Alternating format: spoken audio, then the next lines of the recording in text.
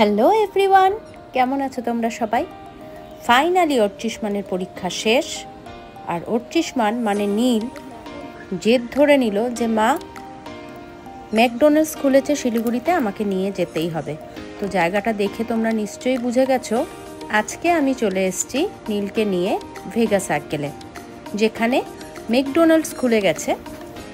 এবং আমি আর নীল চলে আসলাম ম্যাকডোনাল্ডসে। আর আমাদের আসার কথা শুনে শান্তনুও চলে আসলো।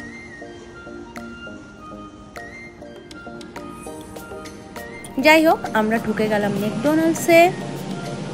জায়গাটা বেশ স্পেসিয়াস, অনেকজন লোক একসাথে বসে তাদের ফুড এনজয় করতে পারবে এখানে। খুব ভালো লাগলো। এর আগেও আমরা ম্যাকডোনাল্ডসের খাবার ট্রাই করেছি, বাট যখন আমরা গুয়াহাটিতে গেছিলাম তখন আমরা সেখানে ট্রাই করেছিলাম এবং ভালো লেগেছিল। সো গিয়ে আমি আর নীল আমাদের অর্ডার প্লেস করে দিলাম। অনেক কিছুই ছিল, কি খাবো বুঝতে পারছিলাম না। যাই হোক, সবাই মিলে একটা মেনু ডিসাইড করে নিলাম কি কি খাবো। সো আমাদের খাবার চলে এসছে।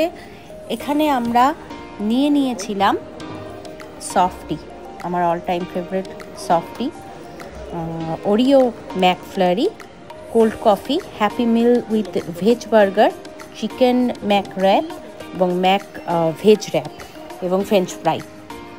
খাবারগুলো কিন্তু বেশ ভালো ছিল, খুব ভালো লাগছিল আমাদের। আর তৃষ্মানও মানে নীলও খুব এনজয় করলো দিনটা। সো ভেগাতে গেলে অবশ্যই তোমরাও ম্যাকডোনাল্ডস ট্রাই করতে পারো, নিশ্চয়ই ভীষণ ভালো লাগবে।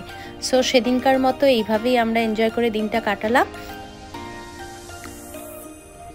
আমি আর নীল একটু শপিং করে বাড়ি ফিরে এলাম। তো অবশ্যই জানিও কেমন লাগলো আজকের ব্লগ।